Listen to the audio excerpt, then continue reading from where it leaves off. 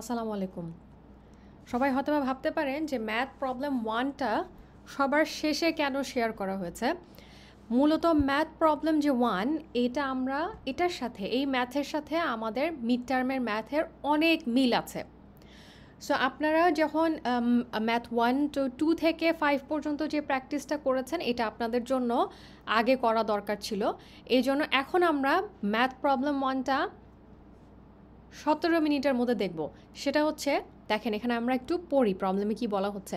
For the given values of the source point, দেখেন source point নিয়ে কিন্তু আমরা মিড টার্মে অনেক অঙ্ক করেছি। Located at point 1, field point located at P2 এবং ডিফারেন্সিয়াল কারেন্ট এলিমেন্ট IDL দেয়া আছে।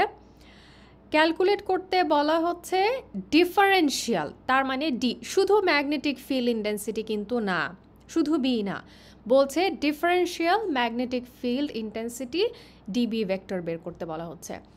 Point number A B C, C আমাদের অ্যাসাইনমেন্টের জন্য থাকছে, সি শুধুমাত্র অ্যাসাইনমেন্টের জন্য থাকছে।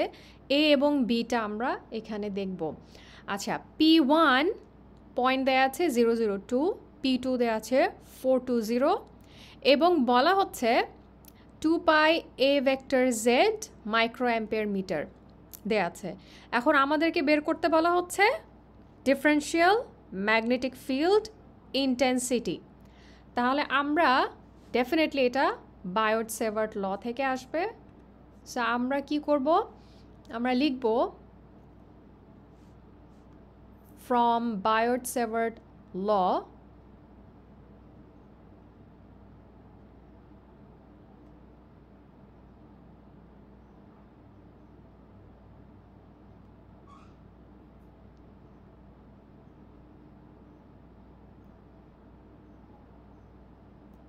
আমরা অলরেডি জানি, we know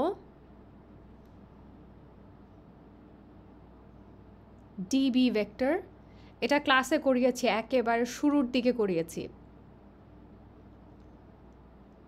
dB vector equals to IDL bar divided by into a vector r divided by 4 pi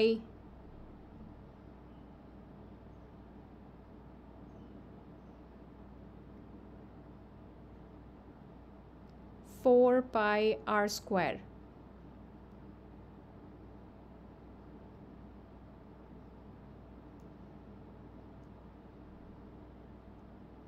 ampere per metre. আচ্ছা, এখন আমরা লিখব কি কি আমাদের দেয়া আছে। সো গিভেন নাম্বার এর জন্য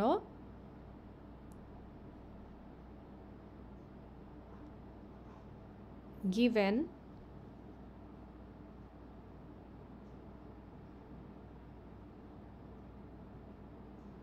পয়েন্ট পিতে আছে 002, P1-এ দেয়া হয়েছে 002,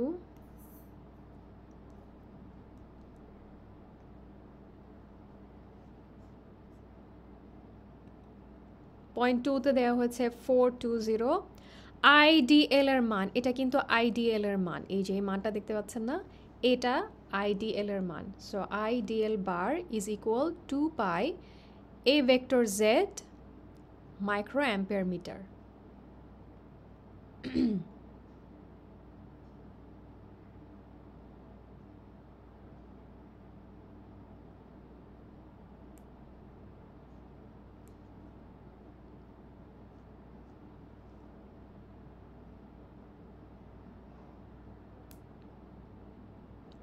মাইক্রোর পরিবর্তে আমরা লিখব 10 টু দি পাওয়ার -6।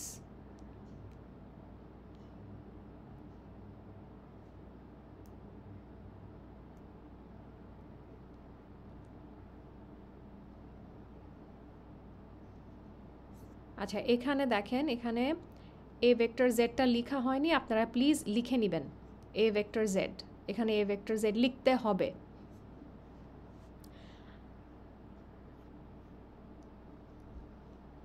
আমাদেরকে বের করতে হবে এ ভেক্টর আর এর মান এবং আর রেডিয়াস, এই দুটো আমাদের বের করতে হবে, বাকি সবগুলোর মান আমরা জানি। তাহলে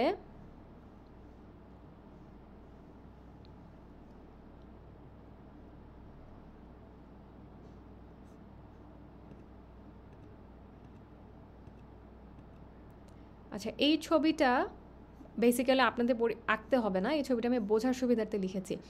আমাদের যদি কারেন্ট ফ্লো এই দিকে হয়, ধরেন এই যে একটা ওয়্যার, এই ওয়্যারের ভিতর দিয়ে আই পরিমাণ কারেন্ট ফ্লো করছে, আমাদেরকে কি করতে হবে, আমাদের বের করতে হবে এই যে তার চারপাশের যে এরিয়াটা, সেই এরিয়ার মধ্যে তার ম্যাগনেটিক ফিল্ড এর তীব্রতা কেমন। সো আমরা সেটা বের করতে হলে আমরা এই যে ওয়্যারের একটা অংশ নিব, আমরা এখানে এইটুক অংশ নিয়ে নিলাম, সেটাকে আমরা বলছি ডিএল।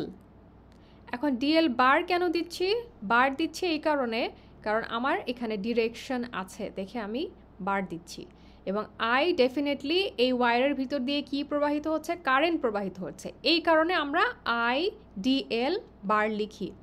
এখন এখানে আমরা একটা সেন্টার পয়েন্ট ধরে নিব, এই পয়েন্টটাই হচ্ছে আমাদের, দেখেন, সোর্স পয়েন্ট P1, এই পয়েন্ট হচ্ছে সোর্স পয়েন্ট। এখন আমাদেরকে বলা হচ্ছে P1 থেকে P2 পর্যন্ত, P1 থেকে একটা পয়েন্ট ধরে নিই P2 পর্যন্ত আমাদের এই যে ফিল্ডটা, এই যে জায়গাটা, এখানে ম্যাগনেটিক ফিল্ড, এটা ম্যাগনেটিক ফিল্ড ইন্টেন্সিটি কত, এইটা হচ্ছে আমাদের ওয়্যার, যে ওয়্যারের থ্রুতে কারেন্ট ফ্লো হচ্ছে তার আশেপাশে ম্যাগনেটিক ফিল্ডের ইন্টেন্সিটি কত বের করতে বলছে।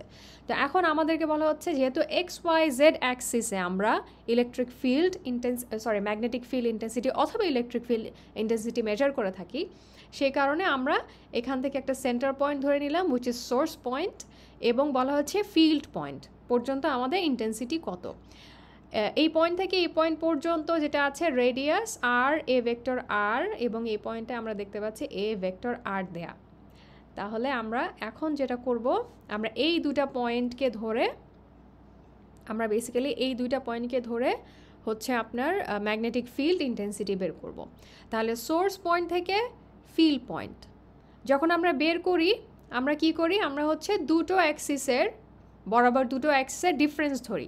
সো এখানে আমরা P2 থেকে P1 এর ডিফারেন্স ধরবো, নট P1 থেকে P2। সো 4 - 0 প্লাস 2 - 0, তারপর হচ্ছে প্লাস 0 - 2। দেখেন এখানে আমরা আর এ ভেক্টর আর বের করছি, আর এ ভেক্টর আর বের করছি। 4 - 0 a vector x plus 2 - 0 a vector y plus 0 - 2 a vector z. আচ্ছা, এটা হলো। এখন আমরা সিম্পলিফাই করে বের করলাম কি, আর এ ভেক্টর আর এর মান হচ্ছে 4ax cap plus 2ay cap minus 2az cap.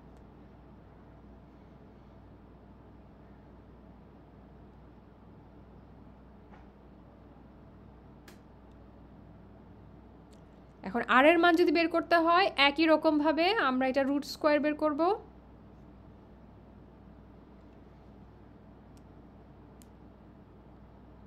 প্রথমে আমাদেরকে আর এ ভেক্টর আর বের করে নিতে হবে, এরপরে আমাদেরকে এখান থেকে ভেক্টর তুলে দিতে হবে।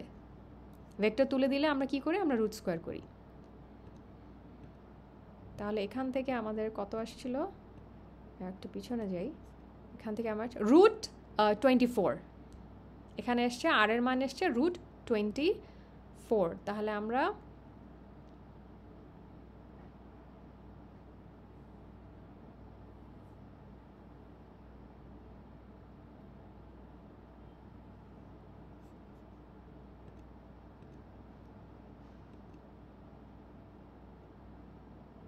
এখন আমরা কি বের করব, আমরা এ ভেক্টর আর বের করব। এ ভেক্টর আর বের করি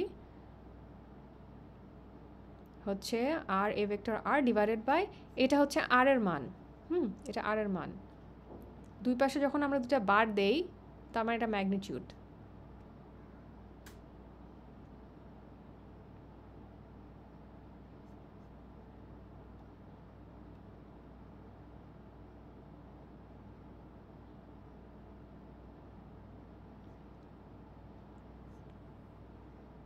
আমরা মোটামুটি সবগুলোর মান জানি, এখন আমরা সূত্রে বসাবো।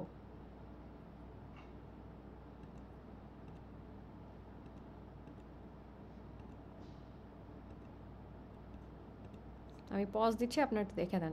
সিম্পলি এখানে সূত্রে বসানো হয়েছে আইডিএল এর মান বসিয়েছি, তারপরে হচ্ছে এ ভেক্টর আর এর মান বসানো, এরপরে 4 পাই ইন্টু √24 হোল স্কোয়ার।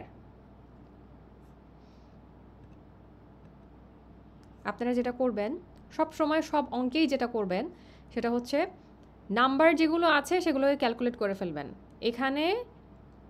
এখান থেকে এই যে 2 pi times 10⁻⁻6 divided by 4 pi into √24 whole square into √24, এইটাকে ক্যালকুলেট করলে একটা মান আসে, সেই মানটা আমরা এখানে বসাই।